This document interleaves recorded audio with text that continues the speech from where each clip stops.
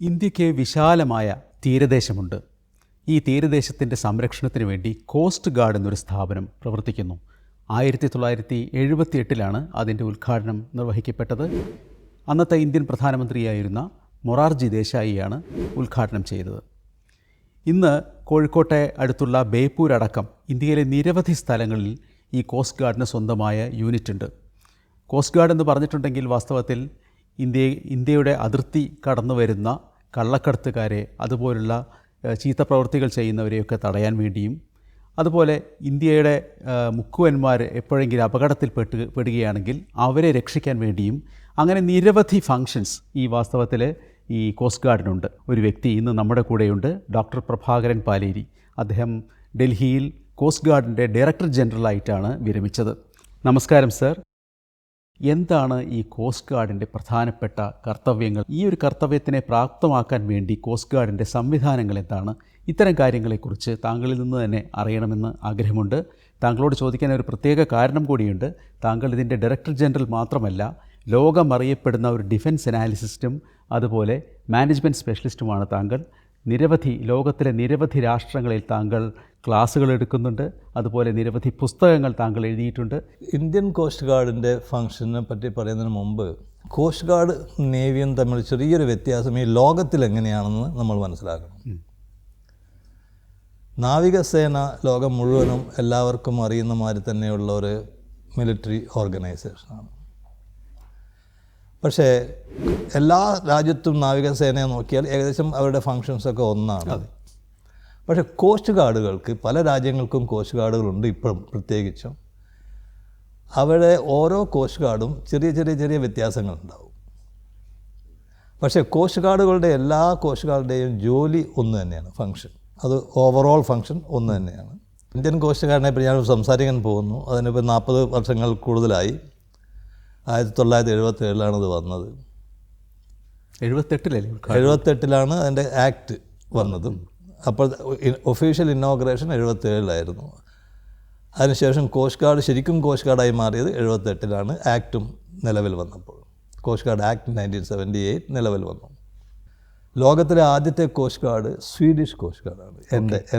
ഞാൻ തീരുമാനിക്കുന്നത്. കാരണം പലർക്കും പല ആർഗ്യുമെൻ്റ് ഉണ്ടാകും. പക്ഷേ എൻ്റെ പഠനത്തിലും ഞാൻ കാണിച്ചു കൊടുത്തതിലും ഞാൻ എഴുതിയ പുസ്തകങ്ങളിലൊക്കെ സ്വീഡിഷ് കോസ്റ്റ് ഗാർഡിനെ കൊണ്ടുവന്ന കാരണം, ഈ ലോകത്തിലെ ആദ്യത്തെ ഒരു സോവറിൻ സ്റ്റേറ്റ്, വെസ്റ്റ്ഫാലിയൻ സ്റ്റേറ്റ് സ്വീഡനാണ്, ആഫ്റ്റർ 30 years വാർ. അപ്പോൾ അങ്ങനെ നമ്മൾ കൊണ്ടുവരണം. കാരണം ഒന്നൊന്നും വിട്ട് സംസാരിക്കാൻ പറ്റില്ല, ഇതൊക്കെ കണക്റ്റഡാണ്. 30 years വാറിന് ശേഷം, കാത്തലിക്സും പ്രൊട്ടക്ഷനും തമ്മിലുള്ള വാറിന് ശേഷം, പഴയ യൂറോപ്യൻ അന്ന് മുതലാണ്, 1648 മുതലാണ് ഇപ്പം നമ്മൾ കാണുന്ന വെസ്റ്റ്ഫാലിയൻ നാഷൻ സ്റ്റേറ്റ്സ് വന്നത്. അതിപ്പോൾ ഏത് സ്റ്റേറ്റും നമ്മൾ ലോകത്തെടുക്കുകയാണെങ്കിൽ അങ്ങനെയാണല്ലോ. അതെ. അതും മാറി വരുന്നുണ്ട്, അത് വേറൊരു സംഭവമാണ്. അപ്പോൾ അതുകൊണ്ട് തന്നെ ആദ്യത്തെ സോവറിൻ സ്റ്റേറ്റായ സ്വീഡൻ, അതിനൊരു ഫോഴ്സ് വന്നു. കടലുമായിട്ട് ബന്ധപ്പെട്ട രാജ്യമാണത് വളരെയധികം. അപ്പോൾ അവർക്കൊരു ഫോഴ്സ് വന്നു. അതാണ് കോസ്റ്റ് ഗാർഡായിട്ട് പറയുന്നത്. അപ്പോൾ ഇന്ത്യക്ക് പഴക്കമുണ്ടെങ്കിലും, ഇന്ത്യൻ കോസ്റ്റ് ഗാർഡിന് പഴക്കമുണ്ടെങ്കിലും അതിന് മുമ്പ് തന്നെ പഴകിയ കോസ്റ്റ് ഗാർഡുണ്ട്. ഉദാഹരണമായിട്ട് യുണൈറ്റഡ് സ്റ്റേറ്റ്സ് കോസ്റ്റ് ഗാർഡ്, അത് 1789 ആ സമയത്ത് വന്നുള്ള കോസ്റ്റ് ഗാർഡാണ്. അതിൽ നിന്നാണ് നേവി വന്നതെന്ന് അവർ തമാശ രൂപത്തിൽ പറയും. ശരിയാണത്. കോസ്റ്റ് ഗാർഡ് വന്നതിന് ശേഷമാണ് നേവി വന്നത്. എല്ലാ കോസ്റ്റ് ഗാർഡിനും ഒരേ ഫങ്ഷനാണ്, ഓവറോൾ ഫങ്ഷനുണ്ട്. അതാണ് സർവീസിങ്, എൻഫോഴ്സ്മെൻറ്റ്, ലോ എൻഫോഴ്സ്മെൻറ്റ്. എന്നുവെച്ചാൽ ലോ എൻഫോഴ്സ്മെൻറ്റ് കടലിലെ നിയമങ്ങൾ, law enforcement in sea wherever they are, എവിടെയാണോ അവരോട് പറഞ്ഞത് അവർക്ക് അവരുടെ ആക്ട് അനുസരിച്ച് ചെയ്യും. നമുക്ക് രാജ്യത്തിന് വേണ്ടി ലോ എൻഫോഴ്സ്മെൻറ്റ് കടലിൽ വല്ലതും ചെയ്യണമെങ്കിൽ അതിന് കോസ്റ്റ് ഗാർഡേ ഉള്ളൂ. ബാക്കി പല നിയമങ്ങളുണ്ട്. മർച്ചൻ്റ് ഷിപ്പിംഗ് ആക്ട് ഉണ്ട്, കസ്റ്റംസ് ഉണ്ട്, എൻവയോൺമെൻ്റ് ഉണ്ട്, മൈനിങ് ഉണ്ട്, പലതും ഉണ്ട്. അതൊക്കെ ഒരു ചെറിയ ഭാഗത്ത് മാത്രം കോസ്റ്റ് ഗാർഡിന് എല്ലാറ്റിലും തലയിടാൻ സാധിക്കും. അപ്പോൾ കോസ്റ്റ് ഗാർഡിനെ ആളുകൾ സമീപിക്കുന്നത് കടലിൽ അവർക്ക് നിയമം പരിപാലിക്കാനാണ്. അപ്പോൾ അവർ ബാക്കിയുള്ളവരുമായിട്ട് ബന്ധപ്പെട്ട് ചെയ്യുന്നത്. അത് രണ്ടാമത്തെ ജോലിയാണ് കോസ്റ്റ് ഗാർഡിൻ്റെ സർവീസ് എന്ന് വെച്ചാൽ രക്ഷാപ്രവർത്തനങ്ങൾ, ഡിസാസ്റ്റർ, അങ്ങനെ പലതും പത്രവാർത്തകളായിട്ട് വരുന്നത്. അതെ, പത്രമല്ല, നിയമപ്രകാരമുള്ളതും വരും പത്രവാർത്തകളായിട്ട്. കൊലപാതകങ്ങളും പലതും വരും, കടലിലൊക്കെ വന്നത്. അപ്പോൾ ഈ ലോ എൻഫോഴ്സ്മെൻറ്റ് ആൻഡ് സർവീസ് അതാണ് കോസ്റ്റ് ഗാർഡിൻ്റെ യഥാർത്ഥ ഫങ്ഷൻ. ലോകം മുഴുവനും അത് എങ്ങനെയാണ് അവർ ചെയ്യുക എന്ന് ചോദിച്ചാൽ ആ രാജ്യം എങ്ങനെയാണോ നിയമപ്രകാരം വർക്ക് ചെയ്യുന്നത്, റൂൾ ഓഫ് ലോ അവിടെ എങ്ങനെയുണ്ട്, അതിനനുസരിച്ചായിരിക്കും വരിക. അത് ഇന്ത്യയെ സംബന്ധിച്ചിടത്തോളം ലോകം മുഴുവനും ഉൾക്കൊള്ളുന്ന ഒരവസ്ഥയാണ്. ഇത് രണ്ടും കൂടാതെ ചില കോസ്റ്റ് ഗാർഡുകൾക്ക് ചില വേറെ എന്തെങ്കിലും സ്പെസിഫിക് ആയിട്ടുള്ള ഉണ്ടാവും. ഉദാഹരണമായിട്ട് അത് കോസ്റ്റ് ഗാർഡ് രൂപം നോക്കിയാൽ മതി. ഓസ്ട്രേലിയ, കാനഡയൊക്കെ പോയി നോക്കിയാൽ പല വ്യത്യാസങ്ങൾ കാണാം. ഇതിൽ തന്നെ ഉള്ള ചില വ്യത്യാസം അത് നമ്മൾ നോക്കേണ്ട ആവശ്യമില്ല. ആ കോസ്റ്റ് ഗാർഡിലുള്ളവരോ അവരുമായിട്ട് ബന്ധപ്പെട്ട് ജോലി ചെയ്യുന്നവരോ നോക്കിയാൽ മതി. ഇന്ത്യയെ സംബന്ധിച്ചിടത്തോളം ഇപ്പോൾ കള്ളക്കടത്ത് തടയലും അതാണ് എൻഫോഴ്സ്മെൻ്റ് ആയിട്ട് വരുന്നത്. Anti smuggling, customs, law enforcement. എൻ്റെ ഒരു പുസ്തകമുണ്ട്, unlawful dimension of the ocean എന്ന് പറഞ്ഞൊരു പുസ്തകമുണ്ട്. അതിലെല്ലാം ഞാൻ കൊടുത്തിട്ടുണ്ട്. അതിലെല്ലാ അൺലോഫുൾ ആക്ടിവിറ്റീസും ഇന്ത്യൻ കോസ്റ്റ് ഗാർഡ് നോക്കണം. ഇന്ത്യയിലെ ഏതെല്ലാം സ്ഥലങ്ങളിലാണ് അതിൻ്റെ യൂണിറ്റുകളുള്ളത്? കേരളത്തെ സംബന്ധിച്ചിടത്തോളം എവിടെയൊക്കെയാണ് അതിൻ്റെ യൂണിറ്റുകളുള്ളത്? അതിൻ്റെ ഹെഡ് ക്വാർട്ടേഴ്സ് ഡൽഹിയിലാണ്. ഡൽഹി.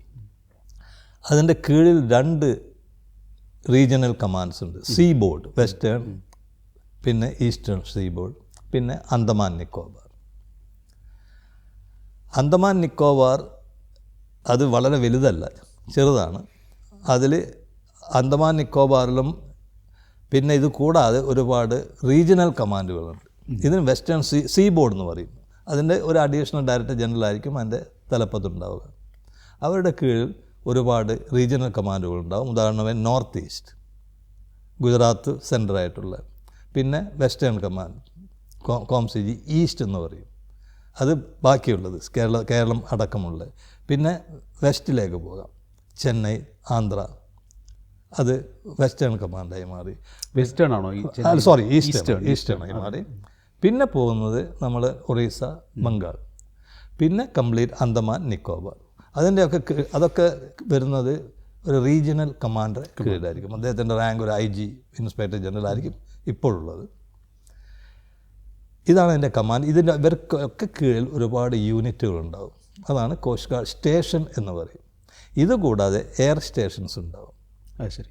എയർ സ്റ്റേഷൻ എന്ന് പറഞ്ഞാൽ ഫിക്സഡ് വിങ്ങിൻ്റെ ഉണ്ടാവും, റോട്ടറി വിങ്, അതായത് ഹെലികോപ്റ്റർ സ്റ്റേഷൻസ് ഉണ്ടാവും, ഡ്രോണിൻ്റെ ഉണ്ടാവും. അങ്ങനെ ചെറിയ ചെറിയ യൂണിറ്റ്സുകൾ ഓരോന്നിൻ്റെയും കീഴിലുണ്ട്. ഇപ്പോൾ കേരളത്തെ സംബന്ധിച്ചിടത്തോളം ബേപ്പൂർ ഒരു യൂണിറ്റ് ഉണ്ട് അല്ലേ? കേരളം വരുന്നത് ബോംബെ വെസ്റ്റേൺ സീ ബോർഡിലാണ് അഡീഷണൽ ഡയറക്ടർ ജനറൽ. അതേസമയം ബോംബെ കമാൻഡിലുമാണ് കേരളം വരുന്നത്. കേരളത്തിൻ്റെ ഒരു കാലത്ത് കേരളവും ലക്ഷദ്വീപും ഒരു ഡിസ്ട്രിക്ട് കമാൻഡായിരുന്നു. ഡിസ്ട്രിക്ട് എന്നാണ് പറയുക അതിന്. ഞാൻ ഉണ്ടാക്കിയെടുത്തത്. ഇപ്പോൾ രണ്ടും 2 ഡിസ്ട്രിക്ട് കമാൻഡുകളാണ്. ഈ കേരളത്തിലെ ഡിസ്ട്രിക്ട് കമാൻഡ് കൊച്ചിയിലാണ്. അവരുടെ കീഴിൽ 2 സ്റ്റേഷനുണ്ട്. ഒന്ന് ബേപ്പൂർ, ഒന്ന് വിഴിഞ്ഞം. ഇവിടെ ഒരു ട്രെയിനിങ് അക്കാഡമിയും വരേണ്ടതായിരുന്നു. പക്ഷേ അതിപ്പോൾ കർണാടകത്തിലേക്ക് പോയിട്ടുണ്ട്, മംഗലാപുരത്തേക്ക് പോയിട്ടുണ്ട്. അത് വന്നിട്ടില്ല. ഇനിയും വരികയാണെങ്കിൽ ഒരു ട്രെയിനിങ് അക്കാഡമി ഉണ്ടാകും. അത് ചിലപ്പോൾ എവിടെയാണോ അത് സ്ഥിതി ചെയ്യുന്നത്, ഏത് കമാൻഡിലാണോ സ്ഥിതി ചെയ്യുന്നത് അവരുടെ കീഴിലായിരിക്കാം. അല്ലെങ്കിൽ കോസ്റ്റ് ഗാർഡ് ഹെഡ് ക്വാർട്ടേഴ്സ് ഡൽഹിയുടെ കീഴിലായിരിക്കാം. അതെങ്ങനെയാണ് അത് അവരുടെ അന്നത്തെ നിശ്ചയം മാതിരി. ഇതിനൊക്കെ പുറമെ പലതരം സെൻറ്റേഴ്സ് ഉണ്ട്. മരീടൈം റെസ്ക്യൂ സെൻറ്റർ എന്നൊക്കെ പറഞ്ഞിട്ട് പലതുമുണ്ട്. അപ്പോൾ ഒരുപാട് എക്സ്റ്റൻസീവ് ആയിട്ടുള്ള ഓർഗനൈസേഷൻ സ്ട്രക്ചറാണ്. ഒരു ഹെഡ് ക്വാർട്ടേഴ്സും 2 ബാക്കിയുള്ള റീജിയണൽ കമാൻഡിനും. ഒരു വിദേശ കപ്പലോ അല്ലെങ്കിൽ ഒരു കള്ളക്കടത്ത് ബോട്ടോ നമ്മുടെ അതിർത്തി കടന്ന് ഇങ്ങോട്ട് വരികയാണെങ്കിൽ കോസ്റ്റ് ഗാർഡ് അതിൽ ഇടപെട്ടിരിക്കും. അങ്ങനെ ഇടപെടണമെന്നുണ്ടെങ്കിൽ സ്വാഭാവികമായും നിരവധി എക്യുപ്മെൻറ്റ്സ്, അത് പെട്രോൾ ബോട്ടുകളായാലും ശരി, നിരവധി ചെറിയ കപ്പലുകളായാലും ശരി, എല്ലാം തന്നെ ഇന്ന് കോസ്റ്റ് ഗാർഡിൻ്റെ കയ്യിലുണ്ട്. എന്തൊക്കെ ഉപകരണങ്ങളാണ് കോസ്റ്റ് ഗാർഡിൻ്റെ കയ്യിലുള്ളത് എന്നതിനെക്കുറിച്ച് ഞങ്ങൾക്ക് ഏകദേശ വിവരം തരാൻ പറ്റുമോ? കോസ്റ്റ് ഗാർഡിൻ്റെ കയ്യിലുള്ളത് സർഫേസ് ഫോഴ്സസും എയർ ഫോഴ്സസും. എയർ ഫോഴ്സസ് എന്ന് പറയുന്നത് ആകാശത്ത് ഉപയോഗിക്കാൻ പറ്റുന്ന എക്യുപ്മെൻറ്റും വാഹനങ്ങളും, അതായത് plane, fixed wing aircraft, helicopter, rotary wing aircraft. ഇത് രണ്ടുമാണ് ആകാശത്തുള്ള. ഡ്രോൺസും ഉണ്ടായിരിക്കും അല്ലേ? അതെ, ഡ്രോൺസും ഉണ്ടാവും. ഈ ഹെലികോപ്റ്ററും ഡ്രോൺസൊക്കെ നമുക്ക് കപ്പലുകളിൽ നിന്ന് തന്നെ അയക്കാൻ സാധിക്കും. അത് പ്രത്യേകിച്ച് ട്രെയിനിങ് ചെയ്തവർക്ക് ചെയ്യാൻ സാധിക്കും. പിന്നെ കടലിൽ അവർക്ക് ഒരുപാട് കപ്പലുകളുണ്ടാവും, പല തരത്തിലുള്ള കപ്പലുകൾ. എല്ലാ കപ്പലിനും ഒരു യൂട്ടിലിറ്റി വാല്യൂ ഉണ്ടാവും. എങ്ങനെയാണ് അത് ചെയ്യാന്ന് വെച്ചാൽ ആ കപ്പൽ എന്തിനാണോ ഉപയോഗിക്കുന്നത് അതിന് വേണ്ടിയിട്ടുള്ളത്. പക്ഷേ കോസ്റ്റ് ഗാർഡിൻ്റെ ഏത് കപ്പലും ലോ എൻഫോഴ്സ്മെൻറ്റിന് ഉപയോഗിക്കാൻ സാധിക്കും. ഉദാഹരണമായിട്ട് കോസ്റ്റ് ഗാർഡിന് പൊല്യൂഷൻ ഓയിൽ സ്പിൽ ക്ലീനപ്പ് ചെയ്യാനുള്ള വെസലുണ്ടായിരിക്കും, അതും നമുക്ക് വേണമെങ്കിൽ ഉപയോഗിക്കാം ലോ എൻഫോഴ്സ്മെൻറ്റ്. അതെങ്ങനെയാണോ ഡയറക്ടർ ജനറൽ ഉപയോഗിക്കുന്നത് അതിനനുസരിച്ചിരിക്കും. അവിടെയും നമ്മൾ ഒരുപാട് രഹസ്യങ്ങൾ കീപ്പ് ചെയ്യേണ്ടിയിരിക്കുന്നു. അപ്പോൾ അങ്ങനെയൊക്കെ അവസരത്തിൽ ഒരു പക്ഷേ മറ്റവർ പ്രതീക്ഷിക്കാത്ത തരത്തിലുള്ള കള്ളക്കടത്തുകാർ പ്രതീക്ഷിക്കാത്ത തരത്തിലുള്ള ഷിപ്പാണ് നമ്മൾ അയക്കുന്നതെങ്കിൽ അവരെ നമുക്ക് തൽക്കാലം എന്താ പറയുക, അവരെ നിയന്ത്രിക്കാൻ സാധിക്കും. അവർക്ക് നേരിട്ട് കണ്ട് മുൻകൂട്ടി കണ്ട് ചെയ്യാൻ പറ്റും. അപ്പോൾ അതെങ്ങനെയാണ് ടാക്റ്റിക്കലായിട്ട് കോസ്റ്റ് ഗാർഡ് ഉപയോഗിക്കുന്നത് അതിനനുസരിച്ചിരിക്കും. അങ്ങനെയാണ് എൻ്റെ കോസ്റ്റ് ഗാർഡിൻ്റെ പ്രധാനപ്പെട്ട ഒരു ഫങ്ഷൻ എന്ന് പറയുന്നത് നിങ്ങളും നേവിയും തമ്മിലുള്ള ഒരു കമ്മ്യൂണിക്കേഷനായിരിക്കും. അതുപോലെ നിങ്ങളുടെ നിരവധി യൂണിറ്റുകൾ തമ്മിലുള്ള കമ്മ്യൂണിക്കേഷനായിരിക്കും. ഇങ്ങനെ വാർത്താവിനിമയം എന്ന് പറയുന്നത്, വിവരവിനിമയം എന്ന് പറയുന്നത് നിങ്ങളുടെ ഒരു പ്രധാനപ്പെട്ട ഒരു ഉദ്ദേശം തന്നെയാണ്. അതിനെ നിങ്ങൾ പ്രാപ്തരാക്കാൻ വേണ്ടി നിങ്ങൾക്ക് എന്തെല്ലാം കമ്മ്യൂണിക്കേഷൻ എക്യുപ്മെൻറ്റ്സ് ആണുള്ളത്, എന്തെല്ലാം സംവിധാനങ്ങൾ നിങ്ങൾക്കുണ്ട്? അണ്ടർ വാട്ടർ കമ്മ്യൂണിക്കേഷൻ എക്യുപ്മെൻ്റ് അല്ലാതെ ബാക്കി എല്ലാ എക്യുപ്മെൻറ്റും കോസ്റ്റ് ഗാർഡിനുണ്ട്. അണ്ടർ വാട്ടർ എക്യുപ്മെൻറ്റിൻ്റെ ആവശ്യമില്ല. കാരണം അണ്ടർ വാട്ടറായിട്ട് ഇപ്പോൾ ഒരു തരത്തിലുള്ള വാഹനങ്ങളും അന്തർവാഹിനികളില്ല. അത് ചിലപ്പോൾ ഉണ്ടായെന്നും വരാം, ഡ്രോൺസൊക്കെ വരാനുണ്ടാകും. അപ്പോൾ എല്ലാ വെള്ളത്തിലും കരയിലും ആകാശത്തും ഉപയോഗിക്കാൻ പറ്റുന്ന എല്ലാ തരത്തിലുമുള്ള ഫ്രീക്വൻസികളും വർക്ക് ചെയ്യുന്ന ഉപകരണങ്ങൾ കോസ്റ്റ് ഗാർഡിനുണ്ട്.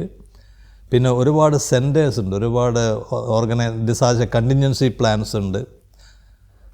അതിനനുസരിച്ചുള്ള കണ്ടിൻജൻസി പ്ലാനനുസരിച്ചുള്ള കമ്മ്യൂണിക്കേഷൻ എക്യുപ്മെൻറ്റ് അത് വേണ്ട മാതിരി ഉണ്ടാക്കി വെക്കും. ഏകദേശം 5 പതിറ്റാണ്ടുകളുടെ പ്രവർത്തനമെന്ന് പറയാം. 1978 അതിൻ്റെ ഉദ്ഘാടനം കഴിഞ്ഞ് ഇതിപ്പോൾ 2025. ഈ ഇത്രയും കാലത്തിനുള്ളിൽ അതിൻ്റെ പ്രധാനപ്പെട്ട സേവനങ്ങൾ, അതായത് നിങ്ങളുടെ യശസ്സിനെ അങ്ങേയറ്റം ഉയർത്തിയ സേവനങ്ങൾ, ചില ഉദാഹരണങ്ങൾ പറയാമോ? അങ്ങനെ ഞാൻ പറയുന്നത് ശരിയാവില്ല. കാരണം കോസ്റ്റ് ഗാർഡ് എന്ന് പറയുന്ന ഈ ആംഡ് ഫോഴ്സ് 24/7 ആണ്. അതെ അതെ. ഉണ്ടാക്കിയ ദിവസം മുതൽ ഇന്നത്തെ തീയതി വരെ 24/7 ഇങ്ങനെയും വർക്ക് ചെയ്യുന്ന, ഇങ്ങനെയും പ്രവർത്തിക്കുന്നൊരു സർവീസിനെ ഞാൻ കണ്ടിട്ടില്ല. കാരണം എല്ലാം യാഥാർത്ഥ്യങ്ങളാണ്. അതെ, എല്ലാം ശരിക്കും എക്സസൈസ് ചെയ്യാൻ സമയമില്ല കോസ്റ്റ് ഗാർഡിന്. എല്ലാ ദിവസവും എല്ലാം യാഥാർത്ഥ്യങ്ങളാണ്. അപ്പോൾ എല്ലാറ്റിനും അതിൻ്റേതായിട്ടുള്ള പ്രാധാന്യം നമ്മൾ കൊടുക്കേണ്ടി വരും. ഒരുപാട് സംഗതി ചെയ്തിട്ടുണ്ട്. അപ്പോൾ എനിക്ക് തന്നെ അതിനെ കാൽക്കുലേറ്റ് ചെയ്തിട്ട് പറയാൻ പറ്റില്ല ഏതാണ് ഏറ്റവും വലുത് എന്നുള്ളത്. ഉദാഹരണമായി കോസ്റ്റ് ഗാർഡ് തുടങ്ങിയ സമയത്ത് അന്ന് ഇന്ത്യയുടെ ഇലക്ഷനായിരുന്നു. ഓക്കെ. ആദ്യത്തെ ജോലി കോസ്റ്റ് ഗാർഡ് ചെയ്തത് ലക്ഷദ്വീപിലെ ഇലക്ഷന് സഹായിക്കുക എന്നുള്ളതായിരുന്നു. അത് ശരി. ഓക്കെ. അതാണ് ഗവൺമെൻറ്. കോസ്റ്റ് ഗാർഡിന് ഞാനിപ്പോൾ 2 ജോലി പറഞ്ഞു, ലോകം മുഴുവനുള്ള ജോലി. ഒന്ന് എൻഫോഴ്സ്മെൻറ്റ് ഓഫ് ലോ, മറ്റേത് സർവീസ്. ഇത് രണ്ടും കൂടാതെ അതിൻ്റെ കൂടെ ഇന്ത്യൻ കോസ്റ്റ് ഗാർഡിന് ഉള്ള ജോലിയാണ്. പിന്നെ ഇതിലപ്പുറം ഗവൺമെൻറ്റിന് എന്താണോ വേണ്ടത്, അതെവിടെയാണോ വേണ്ടത്, അത് കോസ്റ്റ് ഗാർഡ് ചെയ്യും. ഓക്കെ, മനസ്സിലായില്ലേ? അപ്പോൾ ഒരു ഡിഫൈൻഡ് റോൾ മാത്രമല്ല. അവ 2 ഡിഫൈൻ, പിന്നെ ഒന്ന് ഓവറോൾ ഡിഫൈൻഡ് എന്ന് വെച്ചാൽ അത് ചെയ്യാം. ഇപ്പോൾ എനിക്ക് കോസ്റ്റ് ഗാർഡിനെ യുദ്ധത്തിന് പറഞ്ഞേക്കാം, ഞാൻ പറഞ്ഞാൽ മനസ്സിലാവുന്നത്. ഇത് വളരെ ഇമ്പോർട്ടൻ്റ് ആണ്. അപ്പോൾ ഇന്ത്യൻ കോസ്റ്റ് ഗാർഡിന് അങ്ങനെ ഒരു ഇതുണ്ട്, എവിടെ വേണമെങ്കിലും. അപ്പോൾ അതുകൊണ്ട് എന്താ പറ്റുന്നത്, ഇപ്പോൾ ഇന്ത്യക്ക് അന്റാർട്ടിക്കയിൽ ജോലിയുണ്ടെങ്കിൽ, ഇന്ത്യക്ക് അന്റാർട്ടിക്കയിൽ ഇൻട്രസ്റ്റ് ഉണ്ടെങ്കിൽ, ഇന്ത്യ ഗവൺമെൻറ് വേണമെങ്കിൽ കോസ്റ്റ് ഗാർഡിനെ ഏൽപ്പിക്കാം ആ ജോലി. അതാണ് ഞാൻ പറഞ്ഞു വരുന്നത്. അപ്പോൾ ഇതിൽ ഞാൻ കാണുന്നത് ഒരു പ്രത്യേക ജോലി ഇതാണ് എന്ന് പറയാൻ എനിക്ക് സാധ്യമല്ല. പക്ഷേ എന്നാലും താങ്കൾ ചോദിച്ച സ്ഥിതിയിൽ ഞാൻ ചിലതൊക്കെ പറയാം. ഒന്ന്, കോസ്റ്റ് ഗാർഡ്, ഇന്ത്യൻ കോസ്റ്റ് ഗാർഡിൻ്റെ തുടക്കം മുതലുള്ള പല സംഗതികളും ആദ്യമായിട്ടാണ് ചെയ്യുന്നത്. കോസ്റ്റ് ഗാർഡ് ചെയ്യുന്ന ഓരോ ജോലിയും വാസ്തവത്തിൽ ആദ്യമായിട്ടുള്ള ജോലിയാണ്. ഓക്കെ. അതുപോലത്തെ ഒന്നും അതിന് മുമ്പ് ഉണ്ടായിട്ടുണ്ടാവില്ല, അതുപോലത്തെ ഒന്നും പിന്നെ വന്നിട്ടും കാണില്ല. അങ്ങനെ ഞാൻ പലതും ചെയ്തിട്ടുണ്ട്. ഇൻ്റർപോളുമായി സഹകരിച്ചിട്ട് കോസ്റ്റ് ഗാർഡ് ജോലി ചെയ്തു വളരെ കാലം മുമ്പ്. അതിനുശേഷം അതുപോലത്തെ ഒരു ജോലി ചെയ്തിട്ടില്ല, അതിന് മുമ്പും ചെയ്തിട്ടില്ല. അങ്ങനെ പല ജോലികളും കോസ്റ്റ് ഗാർഡ് ചെയ്യുന്നത് ആദ്യമായിട്ട്. അതുകൊണ്ട് എക്സ്പീരിയൻസ് ഉള്ളവരെ ഒന്നും പറഞ്ഞിട്ട് കാര്യമില്ല, പറയാൻ പറ്റില്ല. ഓരോന്നും ആദ്യത്തേതിനേക്കാളും വലുതായിട്ട് ഞാൻ കാണുന്നു.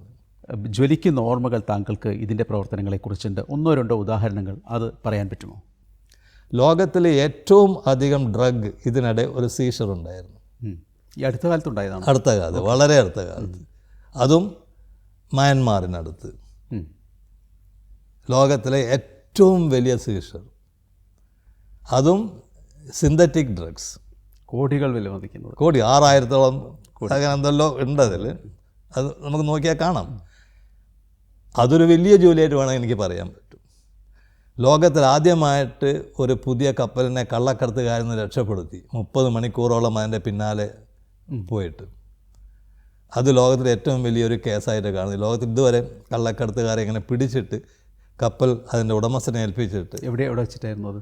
അത് സംഭവിച്ചത് സൗത്ത് ചൈന സീയിൽ, ഓക്കെ, മലാക്ക സ്ട്രീറ്റ് ആ ഭാഗത്തേക്ക് വരുമ്പോൾ.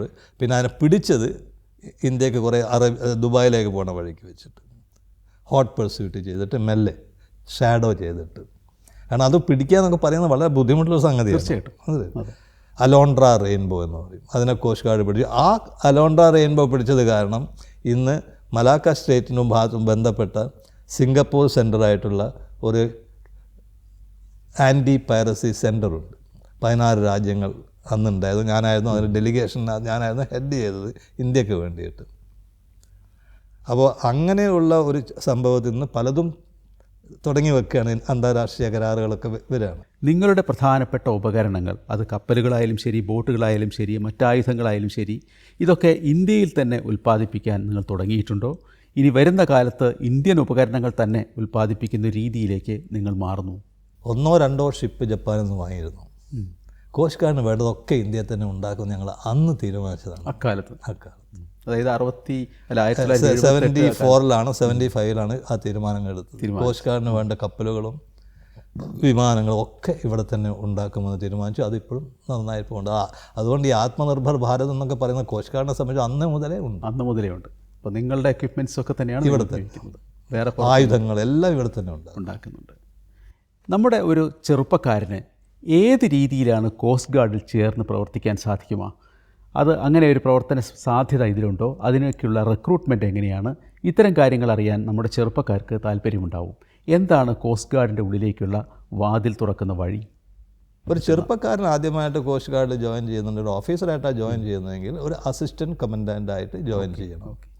അത് ടെക്നിക്കൽ ബ്രാഞ്ചുണ്ട്, എൻജിനീയറായിരുന്നു, അല്ലെങ്കിൽ എക്സിക്യൂട്ടീവ് ബ്രാഞ്ച്, അതായത് ജനറൽ ഡ്യൂട്ടി ബ്രാഞ്ച് എന്ന് പറയും. അതിലും ജോയിൻ ചെയ്യാൻ പറ്റും ജനങ്ങൾക്ക്. അതിന് ഉള്ള ക്വാളിഫിക്കേഷൻ ഇതൊക്കെ വെബ്സൈറ്റിൽ പോയാൽ ഉടനെ കാണാൻ പറ്റും. ഇപ്പൊക്കെ വളരെ എളുപ്പമാണ്. പക്ഷേ സെലക്ഷൻ കിട്ടണമെങ്കിൽ നമ്മളെ മിലിറ്ററി സർവീസസ് സെലക്ഷൻ ബോർഡ് മാതിരിയുള്ള സർവീസസ് സെലക്ഷൻ ബോർഡ് കോസ്റ്റ് ഗാർഡിനും ഉണ്ട്. ആദ്യം മിലിറ്ററി സർവീസ് സെലക്ഷൻ ബോർഡിൽ നോക്കിയിരുന്നു. പക്ഷേ ഇപ്പോൾ കോസ്റ്റ് ഗാർഡിന് തന്നെ അതിൻ്റേതായിട്ടുള്ള സർവീസസ് സെലക്ഷൻ ബോർഡുണ്ട്. ഈ സർവീസസ് സെലക്ഷൻ ബോർഡും ബാക്കിയുള്ള സർവീസസ് സെലക്ഷൻ ബോർഡും ഏകദേശം ഒരേ മാതിരി തന്നെയാണ്. ഏത് തരത്തിലുള്ള ക്വാളിറ്റീസാണ് നിങ്ങൾ അവരിൽ നിന്ന് പ്രതീക്ഷിക്കുന്നത്? പക്ഷേ ഒരു ആക്ഷൻ പാക്ഡ് ലൈഫ്, അതായത് മടിയന്മാർക്കുള്ളതല്ല. ഓക്കെ.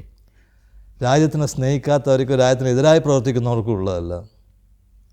അപ്പോൾ ഒരു നല്ലൊരു ചെറുപ്പക്കാരന് ആ ചെറുപ്പക്കാരന് അവൻ്റെ ചെറുപ്പം എത്രയും പ്രായമാവുന്നവരെ കൊണ്ട് നടക്കാൻ, പിരിയുന്നത് വരെ ഒരു ചെറുപ്പക്കാരനായി അയാൾ ജീവിക്കാൻ പറ്റും. ഞാൻ വാസ്തവത്തിൽ തമാശ പറയല്ല, ഇത് വളരെ കാര്യമായിട്ട് പറയാം. കാരണം ഒരുപാട് ജോലികൾ ഞാൻ ചെയ്തിട്ടുണ്ട്. അല്ല, അതിന് ഏറ്റവും നല്ല ഉദാഹരണം താങ്കളാണ്. അപ്പോൾ ഞാൻ കണ്ടതിൽ പറയുന്നത് കസ്റ്റംസോ വയസ്സാവാത്തതിൻ്റെ ഒരു കാരണം അതായിരിക്കും. അതെനിക്കറിയില്ല. ഞാൻ ഒരുപാട് ജോലി ചെയ്തതിൽ എനിക്ക് ഏറ്റവും ഇഷ്ടപ്പെട്ട ഈ സ്ക്രിപ്റ്റാണ്. കോസ്റ്റ് ഗാർഡിൻ്റെ സ്ക്രിപ്റ്റ്, നമ്മൾ ഓരോ ജോലിയും ചെയ്യുന്ന ഒരു സ്ക്രിപ്റ്റ് നമ്മൾ അഭിനയിച്ച് തീർക്കുകയാണ്. അതിൽ കോസ്റ്റ് ഗാർഡിനെ പറ്റി ഞാൻ കാണുന്നത് കോസ്റ്റ് ഗാർഡിൻ്റെ ഈ സ്ക്രിപ്റ്റാണ് എനിക്ക് വളരെ ഇഷ്ടപ്പെട്ടത്. ഇന്ത്യൻ കോസ്റ്റ് ഗാർഡിലെ ഉദ്യോഗസ്ഥർക്ക് ലഭിക്കുന്ന പ്രധാനപ്പെട്ട പുരസ്കാരങ്ങളും മെഡലുകളും ഏതൊക്കെയാണ്? വാസ്തവത്തിൽ അതൊക്കെ രാജ്യത്തിന് യശസ്സുണ്ടാക്കിയ പ്രവർത്തനങ്ങളുടെ ഫലമായി കിട്ടുന്ന മെഡലുകളാണ്. അത് കോസ്റ്റ് ഗാർഡിനെ സംബന്ധിച്ചിടത്തോളം ഏതെല്ലാം മെഡലുകളാണ് കിട്ടുന്നത് എന്നത് അധികം പത്രവാർത്തയായിട്ടോ അല്ലെങ്കിൽ മാധ്യമ വാർത്തയായിട്ടോ നമ്മൾ കേൾക്കാറില്ല. അത് ഞാൻ അവിടെ ഉണ്ടാകുന്ന സമയത്ത് ചില പ്രത്യേകതരം മെഡലുകൾ, പിന്നെ ഇപ്പോൾ അതിലും കൂടിയിട്ടുണ്ടെന്നാണ് ഞാൻ കേട്ടത്. ഓക്കെ. ഞാനുണ്ടാകുന്ന സമയത്ത് ഉണ്ടായിരുന്ന കോസ്റ്റ് ഗാർഡിൻ്റെ മെഡൽ ഉണ്ടായിരുന്നു, തട്ടരക്ഷക് മെഡൽ എന്ന് പറയുന്നതിന്. പിന്നെ അതിൻ്റെ സീനിയറായിട്ടൊരു മെഡൽ ഉണ്ടായിരുന്നു, അതായത് president's Tatrakshak medal, coast guard medal. അത് രണ്ടും മാത്രമേ ഉണ്ടായിട്ടുള്ളൂ. ഇപ്പം കൂടുതൽ മെഡലുകൾ ഉണ്ടെന്നാണ് എനിക്ക് മനസ്സിലാക്കാൻ സാധിക്കുന്നത്. താങ്കൾ വിരമിച്ച ശേഷവും ഇപ്പോഴും കോസ്റ്റ് ഗാർഡ് എന്ന സ്ഥാപനവുമായി അഭേദ്യമായ ബന്ധം സ്ഥാപിക്കുന്നുണ്ട്. അതായത് അവർക്ക് ഏതൊക്കെ സമയത്ത് എന്തെല്ലാം ഉപദേശങ്ങൾ വേണമോ അവരുടെ മീറ്റിങ്ങുകളിൽ ഏത് തരത്തിലുള്ള സാന്നിധ്യമാണോ താങ്കൾക്ക് ആവശ്യം, ഇതെല്ലാം താങ്കൾ അവർക്ക് കൊടുക്കുന്നുണ്ട്. എങ്ങനെയാണ് വിരമിച്ച ശേഷം താങ്കൾ കോസ്റ്റ് ഗാർഡുമായി ബന്ധപ്പെട്ട് പ്രവർത്തിക്കുന്നത്? ഏത് തരത്തിലുള്ള സേവനമാണ് താങ്കൾ അവർക്കിപ്പോഴും കൊടുക്കുന്നത്? കോസ്റ്റ് ഗാർഡിൽ നിന്ന് ഞാൻ റിട്ടയർ ചെയ്തത് 2006-ലാണ്. അത് സാധാരണ ഗവൺമെൻറ് ഉദ്യോഗസ്ഥൻ റിട്ടയർ ചെയ്തു. പക്ഷേ അതുമായിട്ട് ബന്ധപ്പെട്ടിട്ട്, കാരണം കോസ്റ്റ് ഗാർഡിൻ്റെ എല്ലാ വിഷയങ്ങളും നമ്മൾ പല സ്ഥലത്തും ഉപയോഗിക്കുന്നുണ്ട്. പക്ഷേ എന്നെ സംബന്ധിച്ചിടത്തോളം കോസ്റ്റ് ഗാർഡിൽ നിന്ന് റിട്ടയർ ചെയ്യുക എന്ന് പറയുന്നത് ശരിയല്ല. ഞാൻ ഒന്നും റിട്ടയർ ചെയ്യുന്നില്ല, ഗവൺമെൻറ് ഉദ്യോഗസ്ഥർ. പക്ഷേ എല്ലാം പിന്നെയും തുടർന്ന് പോകുന്നു. കാരണം ഞാൻ പിന്നെയും പഠന വിഷയമായിട്ട് റിസർച്ചായി, ഗവേഷണമായി, പിന്നെ ഒരുപാട് ഗവൺമെൻറ്റിന് വേണ്ടി. പക്ഷേ ഞാൻ പ്രൈവറ്റ് ഏരിയയിൽ ഞാൻ പോകാൻ താല്പര്യപ്പെടുന്നില്ല. അപ്പോൾ ഞാൻ ചെയ്യുന്നത് മുഴുവനും ഗവൺമെൻറ്റിന് വേണ്ടിയോ ജനങ്ങൾക്ക് വേണ്ടിയോ ആയിരിക്കും. ഇപ്പോൾ പ്രധാനമായും ഞാൻ ചിന്തിക്കുന്നത് ചെറുപ്പക്കാരെ മെൻറ്റർ ചെയ്ത് കൊണ്ടുവരിക. അതിന് ഏറ്റവും നല്ലത് പഠിപ്പിക്കലാണ്. ആ പഠിപ്പിക്കുന്ന വിഷയങ്ങൾ എല്ലാം ഉണ്ട്. കോസ്റ്റ് ഗാർഡിൻ്റെ വിഷയങ്ങളുണ്ട്, മാനേജ്മെൻ്റ് ഉണ്ട്. ഞാനൊരു MBA ആളുമാണ്, MBA വിദ്യാർത്ഥിയുമാണ്, MBA പഠിപ്പിച്ച വ്യക്തിയുമാണ്. കോഴിക്കോട് നാഷണൽ ഇൻസ്റ്റിറ്റ്യൂട്ട് ഓഫ് ടെക്നോളജിയിലും ഞാൻ NITCയിലും MBA പ്രോഗ്രാം തുടങ്ങി വെച്ചിരുന്നു. പക്ഷേ ഇപ്പോൾ ഞാൻ ചെയ്യുന്നത് മുഴുവനും നാഷണൽ സെക്യൂരിറ്റി സ്ട്രാറ്റജിയെ പറ്റിയുള്ള എൻ്റെ പഠനത്തിൽ കൂടുതലുള്ള വിഷയങ്ങൾ പഠിപ്പിച്ചു കൊടുക്കുക പല സ്ഥലത്തും. അതിപ്പോൾ അഹമ്മദാബാദിലെ ഗാന്ധിനഗറിലാണ്. ഇപ്പോൾ ഞാൻ ചെയ്യുന്നത് പല വിദ്യാലയങ്ങളിൽ ഞാൻ പോകാറുണ്ട്. പക്ഷേ ഞാൻ ഇപ്പോൾ കാര്യമായിട്ട് ഫോക്കസ് ചെയ്യുന്നത് രാഷ്ട്രീയ രക്ഷാ യൂണിവേഴ്സിറ്റി എന്ന് പറയുന്ന ഒരു പുതിയ യൂണിവേഴ്സിറ്റി 2020 അഹമ്മദാബാദിലെ ഗാന്ധിനഗറിലെ ലാവാഡ് എന്ന സ്ഥലത്ത് ministry of home affairs start ചെയ്തിട്ടുണ്ട്. പ്രധാനമന്ത്രിയുടെ സമ്മതത്തോടുകൂടെ. ഡിഫൻസ് അല്ല, ഹോം അഫെയർസ്. അതിൽ പോലീസും റൂൾ ഓഫ് ലോ ആണ് വരുന്നത്. അതായത് ഗവർണൻസ്, നാഷണൽ ഗവർണൻസ് എന്ന് വെച്ചാൽ നാഷണൽ സെക്യൂരിറ്റി സ്ട്രാറ്റജി. അത് ഡിഫൻസ് മാത്രമല്ലല്ലോ, നാഷണൽ സെക്യൂരിറ്റി സ്ട്രാറ്റജി എക്കണോമിക്സ് ഉണ്ട്, പലതുമുണ്ട്. അപ്പോൾ ഒന്നാം യൂണിവേഴ്സിറ്റി ഗവൺമെൻറ് തുടങ്ങിയിട്ടുണ്ട് 2020 മുതൽ. അതിന് ഇൻസ്റ്റിറ്റ്യൂട്ട് ഓഫ് നാഷണൽ ഇമ്പോർട്ടൻസ് എന്ന് പറയും, INI. അവിടെ ഞാൻ അവിടുത്തെ വൈസ് ചാൻസലറെയും അവിടുത്തെ ഗവർണിംഗ് ബോഡിയും സഹായിക്കുന്നു. ഒരുപാട് ക്ലാസ് എടുക്കുന്നു എനിക്ക് തോന്നുന്ന മാതിരി. പിന്നെ എനിക്ക് തോന്നുന്ന മാതിരി ഞാൻ റിസർച്ച് ചെയ്യും, ഗവേഷണം ചെയ്യും. ഞാനൊരു സെൻറ്റർ തുടങ്ങിയിട്ടുണ്ട് അവിടെ. ആ സെൻറ്ററാണ് ഇന്ത്യൻ ഓഷ്യൻ സ്റ്റഡീസിനെ പറ്റിയുള്ള. അതിലും ഞാൻ ഇന്ത്യൻ ഓഷ്യന് ഒരു പ്രത്യേക ഡെഫിനേഷൻ കൊടുത്തിട്ടുണ്ട്. അപ്പോൾ എനിക്ക് ചെയ്യാൻ പറ്റാത്ത പല സംഗതികളും ഇപ്പോൾ ചെയ്യാൻ സാധിക്കുന്ന പല സംഗതി ഞാൻ ചെയ്തുകൊണ്ടിരിക്കുന്നു. ചുരുക്കത്തിൽ പറയുകയാണെങ്കിൽ പണ്ടത്തേനേക്കാളും കൂടുതൽ ലോഡുണ്ട് എന്ന് പറയാം. അത് വളരെ ഇഷ്ടമുള്ളൊരു സംഗതിയാണ് എനിക്ക്, പഠിക്കാനും പുതുതായിട്ട് പലതും ചെയ്യാനും അതുകൊണ്ട് പല ഗുണങ്ങളും ഉണ്ടായി കൊടുക്കാനും. അപ്പോൾ ഞാൻ ഇപ്പോൾ ഉള്ളത് രാഷ്ട്രീയ രക്ഷാ യൂണിവേഴ്സിറ്റിയിൽ. അതിനെ ഇപ്പോൾ തന്നെ ഗവൺമെൻറ്റും അവിടുത്തുകാരെല്ലാം കൂടെ ലൈഫ് ടൈം പ്രൊഫസർ ആക്കിയിട്ടുണ്ട്. എനിക്ക് അവിടുന്ന് പിരിയേണ്ട ആവശ്യമില്ല. എനിക്ക് എത്ര വേണം ചെയ്യാം. അതായത് നമ്മൾ എമരിറ്റസ് പ്രൊഫസറിൻ്റെ ഒരു സ്റ്റേജ് മുകളിൽ ആയിട്ട് വരും. അപ്പോൾ എനിക്ക് എല്ലാ സൗകര്യങ്ങളും അവർ ചെയ്തോണ്ട് ഞാൻ ചെയ്യേണ്ട ഒന്ന് മാത്രം, പഠിപ്പിക്കുക. അതുമാത്രം ഞാൻ ചെയ്താൽ മതി. എനിക്ക് വളരെ ഇഷ്ടപ്പെട്ട ഒരു സംഗതിയാണ്. അത് പണ്ടത്തെ ജോലിയേക്കാളും എത്രയോ ഉയരത്തിലുള്ളതാണ്, എത്രയോ ഘനമുള്ളതാണെന്ന് ഞാൻ പറയും.